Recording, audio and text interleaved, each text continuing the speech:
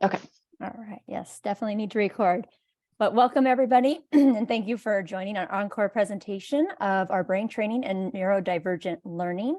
We'll be talking today about how your child's attention challenges can be changed through brain-based training. Speaking today will be Dr. Giancarlo Licata of Vital Brain Health and Irene Lee of Stowell Learning Center, and they will introduce themselves in a bit. We hosted this talk back in February in person, and we had a huge outpouring of people asking for it to be done virtually. And so here we are. So thank you for those of you that requested that, who are watching live today, as well as the recording, which you'll be sent that as well. We have a lot of information, as I mentioned, so we will also have a Q&A at the end. And so as you're listening to this talk, if you have any questions, please submit those questions. We'll definitely get to those at the end. So thank you so much. And Dr. Licata, I'll let you get started. All right. Perfect. Well, let me share my screen real fast, and we're going to jump right in. Good. I'm going to try this new format here. So let's see if this thing works. Can everybody see my screen? Yeah. All right. Great. Well, great. So I'm going to go very fast. And then, of course, this is going to be recorded, so you can go back and listen to it again. But I'm the director of Vital Brain Health. I have a lot of background training on quantitative EEG brain mapping, neurofeedback training, neuromodulation, and I speak a lot on neuroscience, learning, sleep, exercise neuroscience, and a lot of learning and developmental neuroscience. I speak on all kinds of subjects, gut-brain connection, anxiety, ADHD, and I've led many panel conversations with a lot of top-level, beautiful minds in the neuroscience world. So that's a little bit of my background. So I'm going to set the stage. This conversation today is going to be about how to close the gap in our children's learning loss.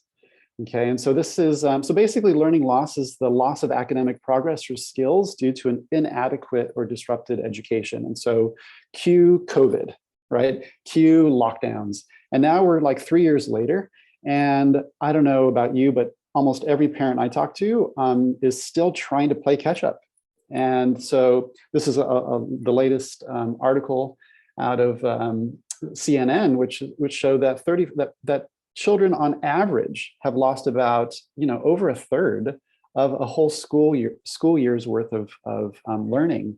And the problem is that actually compounds, because if you're a third behind in fourth grade, you're already, even more behind in fifth grade. And then you're even more behind in sixth grade, because everything is dependent on the subjects you've learned before. And so that's the problem. It's a really huge problem. And also what we find is that that again, children aren't recovering. And that's a huge component where people feel like they're getting more and more behind every single year. But to compound that, especially I think for our audience, students are on average, far more behind when they already have reduced learning capacities, right? So if they are neurodivergent, if they have attention issues, if they aren't able to regulate even their emotional firing throughout the day, it seems like they're even becoming more behind than the others, which would make sense. But now it makes it even more compounded as far as how they can ever catch up, right? So I don't know if any of you parents would agree, but if you do, just nod your head. We can't see you, but nod your head anyways. I think it'll be helpful. Okay, so that's the problem. Okay. And so what I wanted to introduce is the paradigm. And the paradigm is that we actually have two categories of solutions when we want to improve our child's capacity to close this gap. We can help improve their software, and we can help improve their hardware. Okay, and so, okay, well, what does that mean? That's kind of strange. Let me see if I can show a few things. Software, I'm going to use the example of my iPhone. I'm going to get it here somewhere. Software is basically what we're trying to do with our kids. And so software is like, okay, I want to get the latest app. I want to get the latest ChatGPT app onto my phone, because if I do, I'm going to be able to now be that more productive in life, right? And so, so the examples of that in real life is going to be, I want my child to go to a better school. I want my child to now get a tutor. I want my child to do some educational therapy. And what we're trying to do is improve or upgrade our child's software, right? I mean, it's not a pure metaphor, but stick with me. I think we'll go somewhere with this, right? But the challenge is that we often ignore the hardware component of what our child is using, how their brain is processing, filtering, and managing all of that software we're trying to stuff into them, right? And so when I use my iPhone example, I say, well, if I'm trying to get that latest software because it'll really improve my life, but I have an iPhone 4, and this one is the latest is an iPhone 14.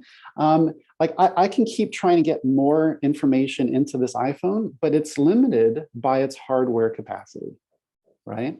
And it's often this whole category of how well our child is able to process the information we keep giving him or her is something that's not only ignored, but because it's ignored, it's a detriment to them. So I want to give you a superpower. I want to give you a whole new category that you can do to now upgrade their hardware, right? And that's going to be this conversation today. So the two categories that we're going to talk about are Vital Brain Health's work and then Stowell Learning Center's work, both which are improving the hardware.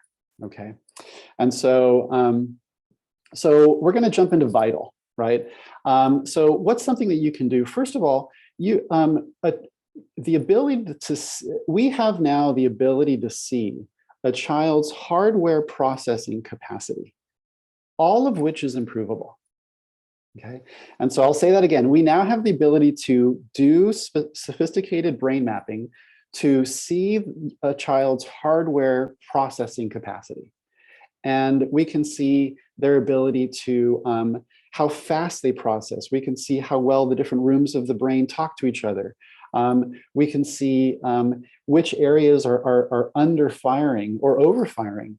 And we can see areas that are related to executive function, areas that are related to how obsessive a child gets and cognitively inflexible they get, right?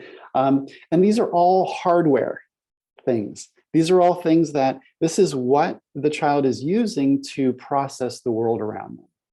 Okay, and so a QEEG brain map, this next level, this next generation of brain mapping, really takes all of the last 20 years of neuroscience and begins to put this into really complex and high-level understanding. But then we're able to kind of give you practical understanding as far as like, how does that apply to my child? Like, why is my child having attention issues? Why is my child exploding with these emotional outbursts? And why can't my child even sit still in a chair? And even though I'm spending tens of thousands of dollars a year in schooling, it's kind of going down the drain because they're not even able to process the things that the school is trying to give them. So, all right, so hardware, right? So I'm going to give two examples today. I'm going to talk about attention, and I'm going to talk about emotional regulation, okay? And from a hardware perspective, right? And so this isn't talking about medications, this isn't talking about those things. This is just looking at how is that child's brain processing? What are they working with? And again, almost everything that we will talk about is improvable, right? So for instance, we can see underlying brain patterns. I'm going to see if I can play this little, let's turn that down. All right, you may have to turn down your volume there. But here's an example of a wonderful child getting a brain map. We can see her brain waves real time. And we can also see basically this child's operating system. What are they working with even when they're just at rest? And so what are the things that we can see? I'm going to pause that, okay? We can literally see what this child's tendency is towards anxiety, right? We call that arousal in neuroscience, and we can see it real time. They don't have to be stressed in the moment. We can still see it. We can see how impulsive a child may tend to be. And in fact, based on different rooms, we can see how impulsive they're going to be. We can see how obsessive or worried or ruminative they can be doing brain mapping. But also, we can actually see how disorganized the different rooms of the brain are as far as working with each other. And we can also see these underlying things called sharp and slow waves and spikes, things like that, that begin to disrupt a child's ability to focus or perform in certain areas of the brain. And we can kind of get a little bit into that if we have questions later on. But the whole point is that there are many underlying hardware patterns that can show up like what we call ADHD, or that show up like a child's inattention or impulsivity or hyperactivity, right? And so we're looking at the hardware. We're looking at the hardware. All right. Okay, I'm going to keep going. And so that's the attention. And so we can actually map out and see where things are going.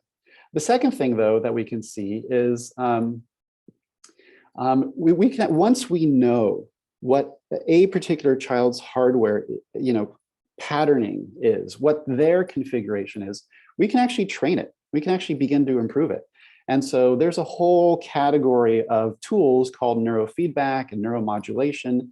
And it's like having a garage full of power tools. There's all these great tools. And the secret is not going to be in which tool you have. The secret is going to be knowing when do you need a certain tool and when do you need another, right? When do I need a power saw and when do I need a drill, right? Well, it just depends on what you're trying to do.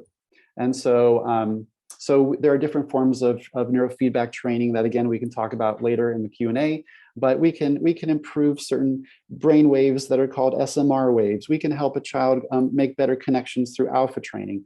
We can actually improve a child, help a child use their breath to begin to down-regulate their nervous system, called HRV training. And we can even help have a child improve their blood flow to a core part of their executive function called their prefrontal lobe, using HEG or blood flow training.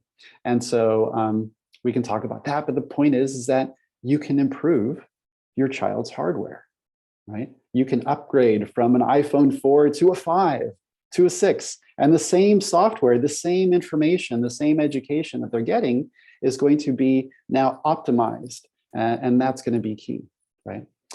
So that's attention, that there's not just one type of attention issue. There really are going to be multiple things going on, and it depends on the child. All right. Now, I'll close that. Now, also, there's emotional regulation. Okay. And I'm going to just kind of talk briefly on this, and then we're going to start closing my part out and jump to Irene.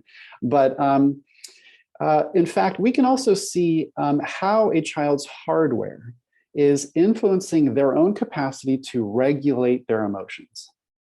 Okay, and I have found this to be huge, huge, both as a parent of 3, to understand my child and understand when are they just misbehaving and when is it that they can't actually self-regulate, right? Is it a can't or a won't, right? But also, because it allows me to help my children fine-tune, upgrade the parts of the brain that are responsible for self-regulation so that it's actually easier for them to not flip their lid, right? And so what are some examples? Well, we've seen that some children oftentimes come to us because they have extreme emotional outbursts. In fact, they start kicking things, they start throwing things, they start hitting their brothers or sisters or moms or dads. And so, and what we've seen is that has a high correlation with certain types of dysfunction in the prefrontal lobe, so mostly in the left, but sometimes we'll see it in the right. And one variation of that is, again, what we call these sharp and slow waves, which is, the brain circuits are kind of having little short circuiting. But we can see other components that are involved with that. We can see impulsive outbursts, meaning maybe they're not kicking somebody or hitting somebody, but you tell your child that no, they can't have another ice cream, and they just lose it, right? And you're like, what happened here? It seems like the situation warranted a 2 out of 10 scale, and the child responded with a 10. Right? Why is that happening? What's going on? Well, we see that can also be because of some of the frontal and prefrontal areas of the brain, this around the forehead, that aren't able to do their job as well as they should. right? We can see areas that have a lot to do with emotional dysregulation and what we call high arousal, which is this kind of constant edge or anxiety that our child may have. And this is independent of social media, independent of the state of the world when they watch the news, right? It's independent of this bigger and bigger learning loss gap. It's just kind of their setting. It's their baseline, right? And we can see this on a brain map, but we can also see when a child can tend to be obsessive or inflexible, right? And especially with a lot of our kids that we see that are on the spectrum or have variations of it, this is when, it's like they have to have, a certain shirt on today. And if you do not, or if you can't get that shirt clean before school, they cannot shift and go to school, right? Or they have to eat these 3 foods. And if you don't give them these 3 foods, it's okay. I mean, they'll starve, right? I'm exaggerating, but sometimes it can get to that level, right? Well, we know that that's going to have a huge component with a part of the brain called the anterior cingulate. And we can see it. Hardware, we can see it. Okay. So again, much like the attention conversation, we can also begin to see that we can do different types of training for emotional regulation. It depends on where that child has an issue. And so beta training when they don't have enough, SMR training when they need to improve their calm focus, or sharp and slow support. Again, right, what's the point? The point is that A, you can see the hardware for your child, and B, now you can customize the solution or the training for what your child in particular has going on, what they need to improve. And I think that's where it's an amazing, amazing tool to improve our child's hardware, right? And so, some of our stats, this actually says 75, on average, about 85% of our clients report at least a 40 to 50% improvement in the thing that we work on because of that customization and because of the ability to know where it is, target where it is, and retest where it is. And so that's just in our office. I'm sure that other offices have just as good or just as impressive results, right? Okay, I am just burning through this, but I want to make sure I stay on track. And so, okay, what's the summary? Right, I'll take a breath. Right? The problem, right? The problem. Learning loss is a huge deal. It's a huge deal because we know that a child that's in 4th grade eventually needs to get into junior high. Or into junior high, and then from junior high they need to get into high school, and from high school they need to get into college, and from college they need to get a good career. And knowing that the gap can get wider as time goes on, and knowing that if they already have learning challenges, that they're gonna have more of a tendency for that gap to be pronounced, is a major problem that we're seeing in the U.S. The paradigm shift in trying to get what we call kind of like an 80-20 jump, a high leverage improvement, is for parents to understand that maybe in addition to just trying to give our kids more information and get them to the next course and do more tutoring and do more, go to the next better school or get more, additional support. What about seeing what we can do to improve their own capacity to process, their own capacity to self-regulate? And so the solutions are going to be, again, neurofeedback and neurodivergent training, because you can actually begin to kind of get them from the iPhone 4 to a 5 and from a 5 to a 6. And every jump allows them to now process even better, allows them to integrate even better, whether it's socially or actually academically, right? And so, and the simple next steps is get a brain map. And Irene's going to jump in and she's going to talk about get a learning assessment. And so that we can kind of see what your child's hardware is doing, and then we can customize how to improve them step by step by step. Okay. I think I may. So for us, Vital Brain Health is where you're going to go. And and schedule either a phone consult or map, but we'll talk about that also towards the end. Whew. All right, raced through that. I'm going to now switch over. I'm going to end my share, and we're going to queue up Irene, and I think whenever you're ready, we'll let you begin. All right. Well, thank you, Dr. Licata. That was a lot of information, and I'm sure our viewers have a lot of questions. So, of course, please don't forget to fill out that Q&A, and those will be answered at the end. And Bella will also be posting information as to where you can go to find out more information about vital brain training. So, excuse me, vital brain health. So, up next, we have Irene. All right.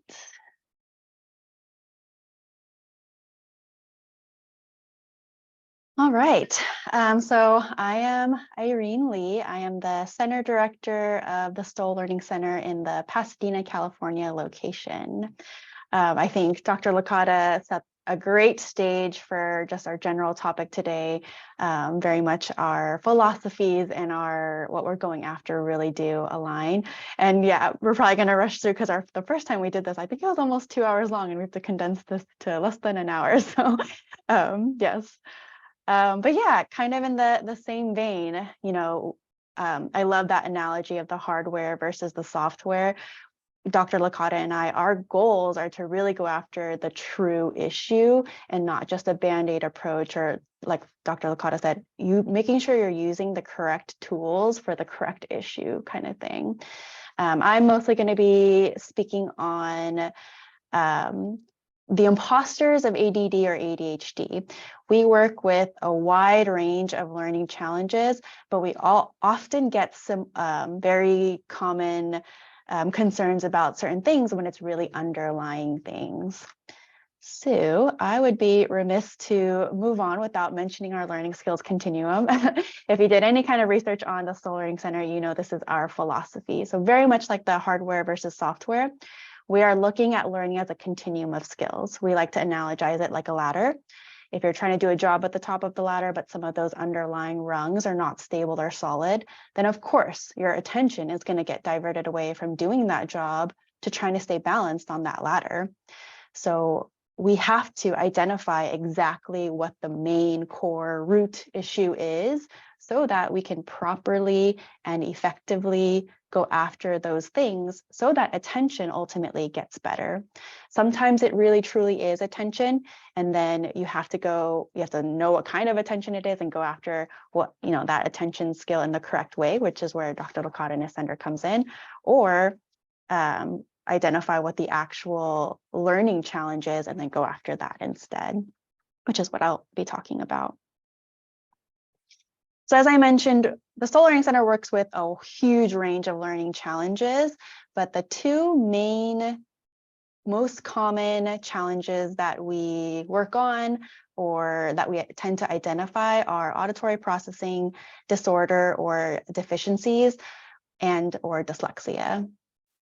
So those are the two things that I'm going to be focusing on today. So auditory processing, this is not your hearing. So it's not the structure of your ears or nothing to do with your hearing, although that could be an issue. But auditory processing is how the brain is perceiving what comes in through the ears. So these are actual brain skills or cognitive skills. There are specific areas in the brain that house and work on auditory processing. Auditory processing is a big umbrella skill that houses many sub-skills. The five main common sub-skills that are within auditory processing are as follows. So the first one is auditory figure ground. So that's the ability to tune out background information. Then we have the ability to fill in the blanks with filtered information. So this might be if someone's talking to you with their back turned from a different room, nowadays with masks, you're going to sound a little bit filtered or muffled, right? If you have good auditory processing skills, you should be able to relatively fill in those muffled blanks with ease and not strain yourself too much. Then we have organizational skills. Perhaps you're hearing two things at the same volume and the ability to be able to tune one out and pay attention to the one that you should be paying attention to. And then we have a speed factor. So perhaps if someone is talking way too fast, again, if you have strong auditory skills, you should be able to keep up or fill in the blanks. If you imagine if one or any or multiple of these sub-skills are not super solid, then of course your attention is going to be drained or diverted away from the higher cognitive task at hand. An analogy we like to give often is the Charlie Brown teacher. You know, they sound like wah, wah, wah, wah. If you're having to listen to someone like that, not only at all, but for a long period of time, then of course your attention is going to be drained. You're putting forth so much more energy to stay tuned in to someone who sounds like that, but also to do that for a long period of time, you know, forget about it. So, you know, we have to identify if it's truly an attention issue or an auditory issue. Either way, both can be trained, just like Dr. Licata talked about, and as will I. So the difference, if it's ADD, ADHD, that's going to be a true attention or neuronal or like the actual attention part of the brain is compromised. So that's a different part of the brain than where auditory processing is housed and can be compromised. If you look at the symptoms of ADD, ADHD, and auditory processing disorder, they're almost identical. So we have seen misdiagnoses, or it's both, or you know, it's one or the other, and they can be misdiagnosed because the symptoms are so similar. But whether, like I mentioned, if it's auditory processing or attention, both can be truly trained at the root. All right, and then the other big one that we get is dyslexia. So I think for most people, when they hear dyslexia, it's all lumped into the challenge of BD reversals or trouble with reading or things like that. But it is so much more than that. Dyslexia is a very wide spectrum. It's not just an inability or difficulty with reading. It's a language processing thing, a visual processing thing, you know, a right brain strength where, you know, individuals process so much more or so much better with images and you know, visual stimulation versus reading, writing, and spelling, which is all 2D information. So there's not only a spectrum of dyslexia, but severity as well comes into play. So very typical things that a dyslexic individual might exude is, yeah, that disorientation with reading. So I've heard it explained in many different ways. Some students have said it feels like the page is blurry or the words on the page are pulsating. I remember someone described punctuation looked like little gnats on the page and it was just in the way and getting annoying. So think if you're trying to read a piece of paper and that's how you're perceiving that information, again, of course your attention is going to be compromised. It might not be an actual ADD, ADHD issue, but you know, it's uncomfortable, nauseating, you know, to look at a page like that. So you're going to want to look away and do something else. There are 7 diagnosable types of dyslexia. Real quick, there are 3 characteristics that go into making up that type of dyslexia. So the first one is graphomotor or handwriting skills, or the physical process of writing.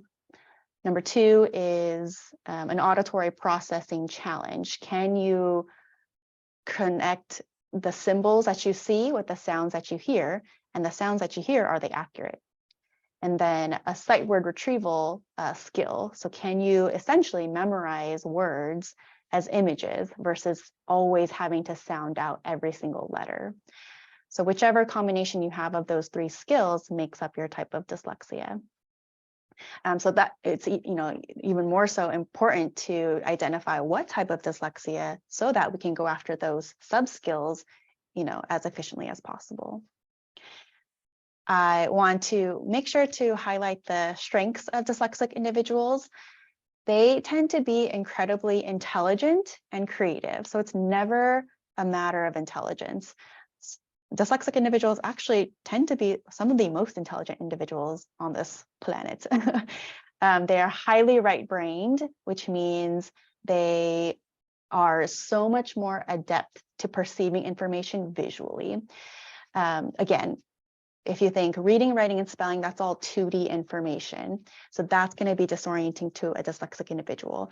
But dyslexics can perceive things in 3D very, very well.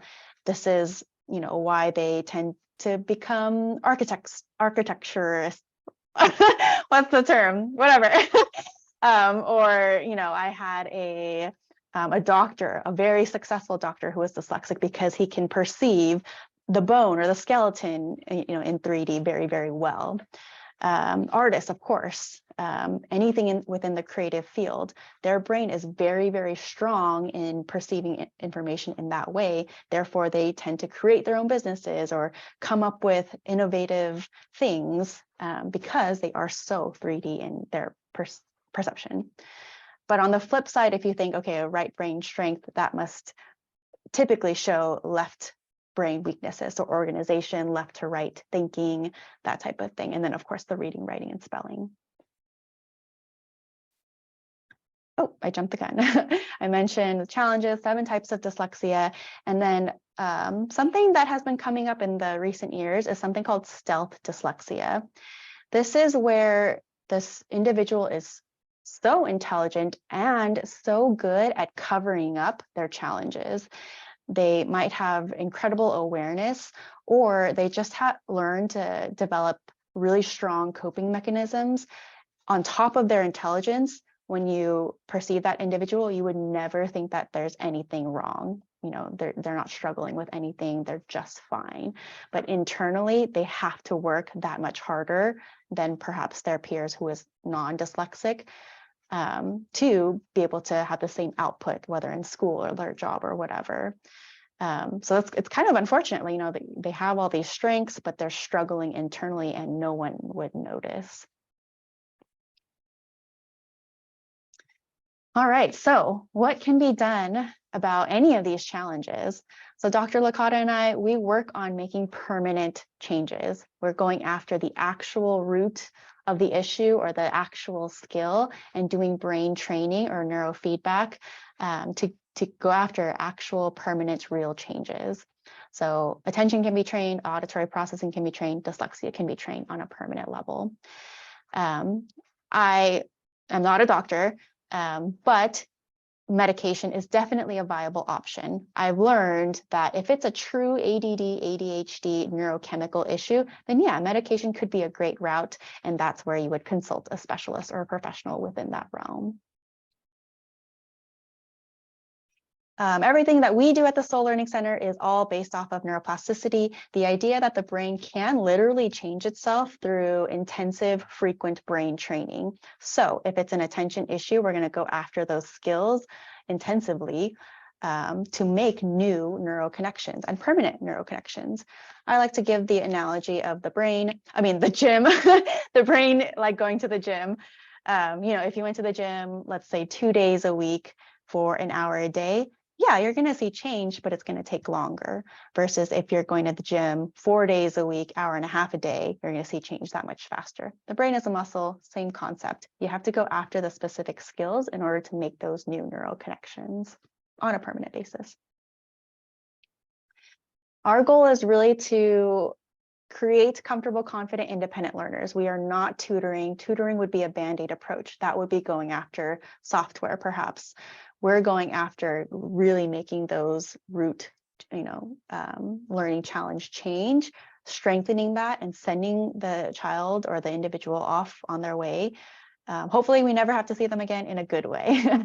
They're set kind of with those skills permanently intact, and they can now do the attention or the school or the job or whatever it may be.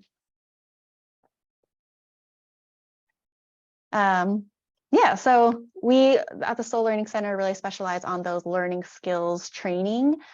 If you check out our website, we have a ton of free resources that you may indulge in. We have different webinars, different educational seminars like podcasts and things like that. And then the one I want to plug is our learning disability quiz. We just have a quick quiz on our website.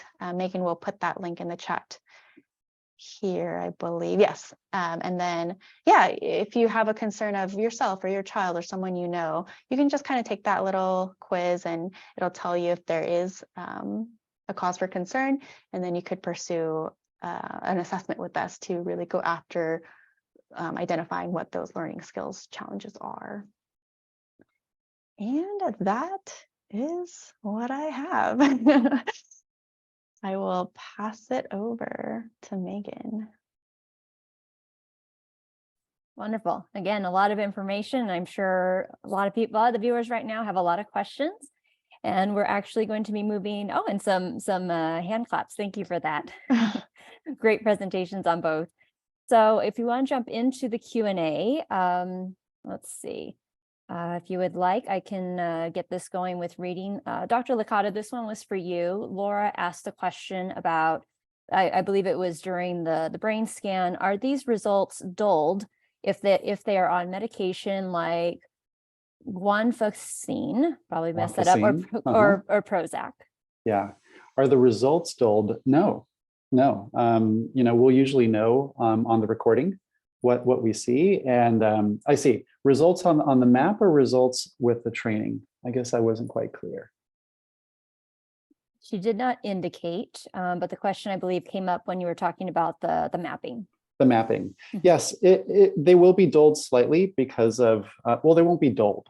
It'll change their alpha power, but we'll know that they are on it, and then we just read it accordingly. So as long as we know what the medication is, we understand the mechanism, and then we just kind of read it accordingly. So, but usually, even though they're dulled, we'll still know that there's usually much too much alpha in the front, and even on the medication. So. And then there was one more question from Laura about, do these help if a lot of their challenges are as a result of trauma? Yes, I mean, they can dramatically. In fact, there's a whole subcategory in the neurofeedback world on trauma, mostly led by two wonderful researchers and therapists, Seaburn Fisher and Ruth Lanius. A lot of the work that they do, we incorporate in our office. And so we can see patterns associated with trauma, and we can actually help with those patterns associated with trauma. So yes, and oftentimes the trauma will influence a child's both attention and emotional regulation, and we can see how it is with them. So yeah. Okay, thank you. Irene, there was a question for you, and the question was, is it when is it too early to get a child assessed for learning and attention challenges? I would say it's never too early. It's better to catch it as early as possible. However, we tend to really be careful with students under 7, just because there is still a lot of development happening before the age of 7. So we take things on a case-by-case basis. We would love to speak with anyone individually to just get more information and see if, give our recommendations of what would be appropriate. But the earlier you catch things, the more plastic the brain is, therefore the more quickly and relatively easier it is to make brain changes. Excellent. And Dr. Licata, same question. Is it too early? Yeah. As long as they can sit somewhat still, which, is for attention and dysregulation is an issue, but as long as they can sit with a brain map with an actual cap on, then, we can do it. So it's usually, Isabella, what would we say? Usually around 6, 7? 7. Okay, 7 is ideal. Under 7, it's usually a lot of work, and we don't get as clean of data. But we do see exceptions, but for the most part, 7 is ideal. Yeah. Okay, great. There was another question from an anonymous attendee. They really appreciated the software example and the upgrades and hardware. They did have the question, though, that they asked their 8-year-old's pediatrician about neurofeedback, and this particular doctor didn't sound too enthusiastic. They mentioned that the evidence for kiddos with ADHD is inconclusive. Are you aware of any meta-analysis for neurofeedback and lost learning for kiddos or studies around the similar vein? Yeah, I hear that very often, and I would go back and ask the pediatrician what have they read so far. Can I share my screen? Is that okay? There's a wonderful resource on one of our national organizations, which is isnr.org. And so, for instance, I mean, these are all of the papers that have been published on neurofeedback and ADHD, right? I mean, this is, starting in the 70s, as recent as 2021, 2020, 2022. And I mean, so is there a summary? There are a few summaries, but I think what I often hear is it's inconclusive, or there's just not enough research, or it's not well studied. I don't think that's true. I think that there's a lot that's been studied. So there's that. If I was to give you a specific place to go, and Isabella, I'm not sure if we can, maybe we'll have to send you the link, but there is a great summary kind of that talks about multiple meta-analyses, and specifically around attention and ADHD. And so, and that's this one, Neurofeedback, an efficacious treatment for behavioral health. And it has quite a lot of comparisons, and by one of the world's leading researchers, Martine Arns, who's an amazing PhD, who's done significant amount of study on this. And so, so it goes over, I'm gonna see if I can find it very quickly, just to kind of give you the quick answer. But he has a whole section on multiple meta-analyses, comparing them to different medications and so on. So yes, there's a lot there. So we'll direct you to those two resources. But I think also, in addition, I think that a challenge with even the description, we're actually talking about two categories of things. Let me unshare for a second. ADHD is a huge bucket that has a lot of things that kind of get thrown in there, right? So if you have trauma, you're going to show signs with ADHD. If you have significant anxiety or epileptiform activity, you're going to show signs of ADHD. And so ADHD, if it's kind of how we commonly understand it, is a little bit too broad of a category. So it's very hard to then kind of say, let's compare everything as apples to apples, because people are getting thrown in with a lot of different co-issues, right? And then also neurofeedback is also a very heterogeneous group of tools. And so is beta training good or SMR training good? Is alpha training good? Well, again, if it's not kind of customized for the individual, then we try to do these kind of standardized studies, and we still have a hard time because there's just a lot of heterogeneous activity when we talk about which tools of neurofeedback are we comparing.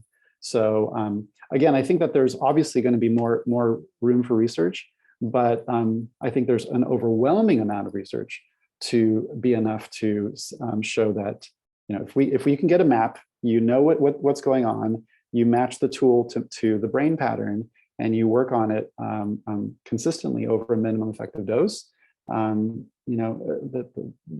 efficacy is very high. So I hope that helps. And also, it doesn't have to be either or. Some parents still have a little bit of medication while they still do training, and they're able to match that. Thank you. We have a question, it looks like, for both of you, from Melanie. They're asking, can Stowell Learning Center and neurofeedback be done at the same time? Yes, we have a couple of students who do both. Everything is always on a case-by-case basis. We try to be as individualized as possible, but we constantly refer to each other. And if you can do both, I think that's great. I don't know, Dr. Licata, if you had. I was reading some of the comments. Can you repeat it? Question was, can Stowell Learning Center and neurofeedback be done at the same time? Oh, yes, absolutely. So yes, they can. And many of our parents, I think, do. And also, though, I think what we've learned working together is that if a child has the inability to pay attention, that is, mostly because of other brain patterns that weren't mentioned by Irene, and or they have these big emotional dysregulation challenges, then oftentimes there'll be a little bit of a socks and shoes relationship where they'll do neurofeedback first to get settled and be able to, be receptive, and then they can then graduate to Stowell. And Stowell has done amazing work on, now getting some of the auditory processing or dyslexic work done. And so sometimes that can be done as well, a little bit of a socks and shoes. Okay, thank you. Somebody just asked, they said, I missed a portion of the webinar. Will the recording be available? Absolutely, you will be getting that probably later this week. So yes, for those of you that missed part of it, absolutely. There was a question from Stacy asking, can you see something like dyslexia or auditory processing struggles on a brain map? We can see, we can see rooms of the brain that don't talk well to each other. We don't get to see how that will play itself out in how the child performs. And so that's also why there's a complementary relationship with brain mapping and Stowell assessments, because we can see literally like what the child is working with, and then they're going to be able to test how the child is performing based on that. And so it won't be as granular and as detailed. So that's why usually it's more of the emotional regulation and attention is kind of like where we thrive, at least in our office, and what we've really focused on. Okay, and we have an anonymous attendee asking, I have a 12-year-old who is on the spectrum, but suffers from absence seizures daily, up to hundreds each day, currently on anti-epileptic meds. Can brain mapping help find sources of issues, or are there too many things going on at once? Yeah, so, I have to kind of tread carefully. So I'm going to answer this in a way. Working with, so let's see, we can see on EEG where these locations are that have different types of epileptiform activity. Because of licensing and so on, we don't call it epileptiform activity. We can't diagnose epileptiform activity. And so, but we can see regions that have this, sharpened slows and so on. And so we see, many clients with absence seizures, and we work with their, neurologists. Now, so yes, we can see it, but we don't diagnose it. Two, what can you also do about it? Well, we'll never say that we treat absence seizures because of licensing and so on. However, this work it's what put neurofeedback on the map. Work that was research done out of UCLA in the 70s and 80s, in particular a PhD, Barry Sturman, who worked with NASA astronauts to understand how jet fuel was affecting brain epileptiform activity, and how they were using neurofeedback to help modulate it and actually improve it. And there are many studies that we can also include in this recording that showed how efficacious neurofeedback can be to reduce instability that tends to show up like these things. So again, I'm speaking a little cryptically because again, we will never say that we either diagnose or treat any of those, but when there's the underlying physiological components are involved, and we can begin to address those underlying physiological components, we often see significant change. So yeah. Thank you. Mm-hmm. And Irene, I believe this one's for you. It's from Kim. She's wondering, what does auditory processing training look like?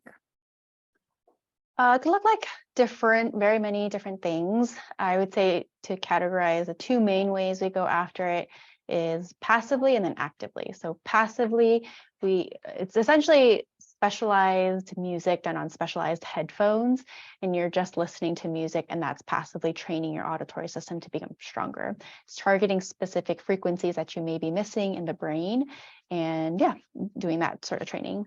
in center, all of our clients are paired one-on-one with a clinician, we call them, and they're doing the active auditory training. So we have a lot of auditory equipment like mixers, microphone, headphones, and the clinician might be giving immediate feedback. So one example, we might be doing a listen and repeat type of activity where we say a sound or a word, and then the child or the client has to repeat. And if they say it incorrectly, we give them immediate feedback and correct them. And this is actively training their auditory system to hear correctly. But yeah, that can look like a lot of different things depending on other issues, like if it's dyslexia or if it's primarily auditory processing, etc.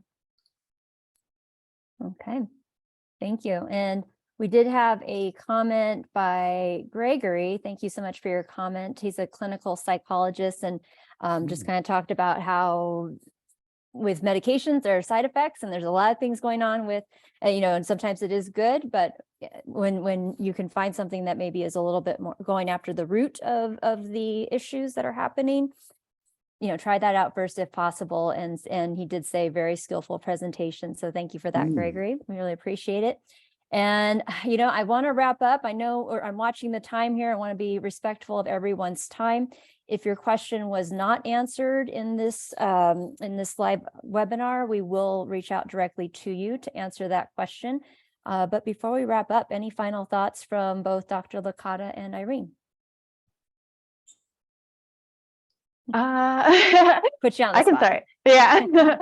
I mean, if you're interested in pursuing brain training or therapy with us, you can go on our website. There's a link where you could sign up to speak individually with a learning specialist. You can speak one-on-one with somebody about yourself or your child or whoever it is, and kind of see if it's the right fit. And then you can move forward from there, again, an assessment. And then if you decide to be a student with us, we'll go from there. But yeah, Dr. Licata. Yeah, I'm passionate about helping parents prepare their children for a really challenging world. And I think that the world is getting significantly more challenging, and these learning gaps are becoming significantly longer and bigger. And so I think that we need a whole new category of tools to help our children really meet those needs. And that's why I think, I would just continue to ask, what hardware tools are in your plan to prepare and support your child? It doesn't have to be Vital or Stowell. You have our contact information, but the ability to understand that you can improve a child's hardware is going to be oftentimes the force multiplier to help them close that gap. So we want to support you. Absolutely. And I would also like to mention, I know we talked about this training with kids and teens, but it's also available for adults as well. And so, we have posted the information for both Stowell Learning Center and Vital Brain Health in the chat. And so if you have questions about it, please do not hesitate to reach out. If you don't ask, the answer is always no. And so look into it. We'd be more than happy to answer any questions you may have. So again, thank you everybody here, Dr. Licata, Irene, and Isabella for being a part of this. A lot of information today. I think we all had a lot of fun. And as we mentioned, the recording will be available probably later this week for those of you that missed it. And so be on the lookout for that. And we hope that you all have a healthy and safe, wonderful day. Wonderful. Bye, everybody. Thank you. Bye. Bye.